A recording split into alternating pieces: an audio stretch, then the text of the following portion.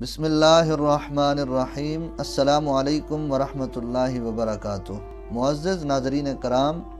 ایک سوال کیا گیا تھا کہ اسلام کے نقطہ نظر سے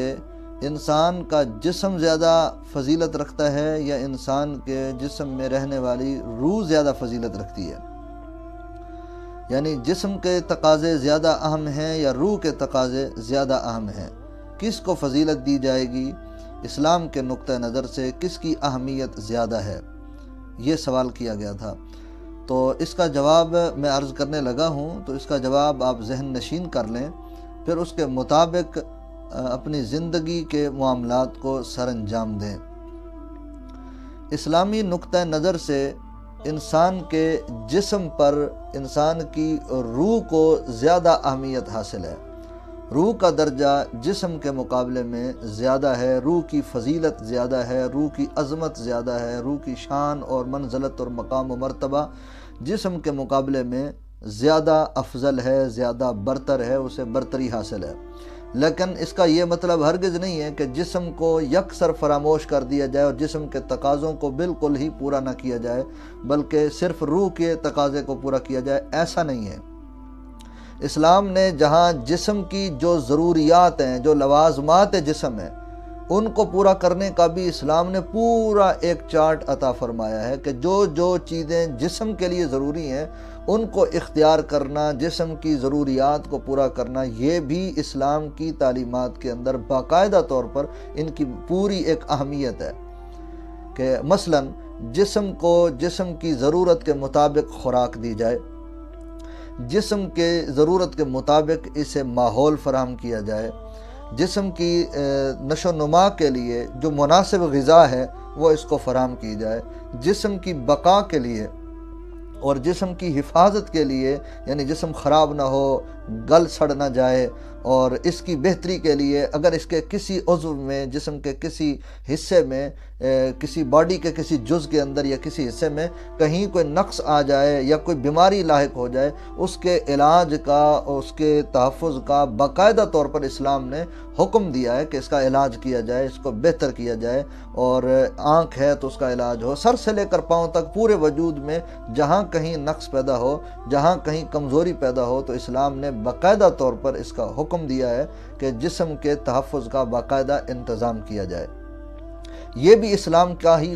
حسن ہے اور اسلام کی خوبصورتی ہے۔ اور اس کے ساتھ ساتھ اسلام نے صرف جسم کے ہی تقاضوں کو پورا کرنے کا حکم نہیں دیا۔ میں نے جیسے پہلے عرض کیا کہ روح کا مقام جسم کے مقابلے میں زیادہ افضل ہے، زیادہ مرتبے والا ہے، زیادہ اہمیت اور برتری والا ہے۔ اسلام کا تقاضا یہ ہے کہ انسان کا جسم تندرست اور توانا ہو، اور انسان کی روح قوی ہو اور مضبوط ہو۔ روحانی طور پر یعنی جسمانی طور پر اگر وہ اسلام کہتا ہے کہ تندرست ہونا چاہیے بندہ، اسی طرح روحانی طور پر بھی اسلام کا تقاضا ہے کہ ایک بندہ مومن کو انتہائی مضبوط اور قوی ہونا چاہیے۔ اس لحاظ سے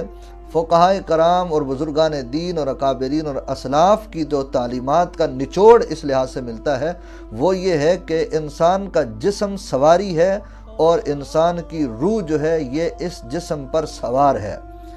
جہاں سواری کی ضروریات کو پورا کرنا ضروری ہے، اسی طرح سواری کے اوپر جو سوار ہے اس کی ضروریات کا خیال رکھنا یہ سواری کی ضرورت پر کہیں مقدم ہے، کہیں بہتر اور برتر ہے۔ اب یہ تو نہیں ہو سکتا نا کہ سواری کی ضرورت کو تو پورا کیا جا رہا ہو اور سوار کی ضرورت کو بالکل یکسر فراموش کر دیا جائے۔ جب ایسا ہوتا ہے تو صرف جسم کی جو ضرورت ہے اس کو تو پورا کیا جاتا ہے اور روح کے تقاضے کو پورا نہیں کیا جاتا، جس کی وجہ سے انسان اپنا اصل مقصود جو ہے وہ حاصل نہیں کر سکتا۔ اسلام نے دونوں زاویوں کو اپنی اپنی جگہ پر، دونوں کو اپنا اپنا ایک خاص رتبہ دیا ہے کہ جسم کے اعمال اس قدر شاندار ہوں کہ وہ روح کے جو اصل حقیقی مقاصد ہیں ان کو پورا کرنے کے لیے جسم جو ہے وہ اس پر اپنا کردار ادا کرے۔ جس طرح انسان کے جسم کو ڈھانپنے کے لیے اس کا جو لباس ہے، لباس کا خوبصورت ہونا، لباس کا بہترین اور شاندار ہونا، یہ انسان کے جسم کے زیب و زینت کے اندر، انسان کے جسم کی بہترین ترجمانی کے لیے یہ بنیادی کردار ادا کرتا ہے۔ انسان کا لباس۔ اسی طرح روح جو ہے اس کا لباس انسان کا جسم ہے۔ جسم اگر ٹھیک ہوگا، تندرست ہوگا اور وہ صحیح احکامات اسلامیہ کے مطابق اعمال سر انجام دے گا، جس سے روح کو تقویت حاصل ہوگی، روح کو پاکیزگی حاصل ہوگی، روح کو مرتبہ حاصل ہوگا، اور روح کا جو حقیقی مقصد ہے وہ انشاءاللہ العزیز پورا ہو جائے گا۔ تو آج کے اس سوال کا جواب یہ ظاہر ہوا کہ جسم کا بھی ایک اپنا مقام ہے، لیکن روح کی جو منزلت ہے، جو روح کا مرتبہ ہے، وہ جسم کے مقابلے میں کہیں زیادہ ہے۔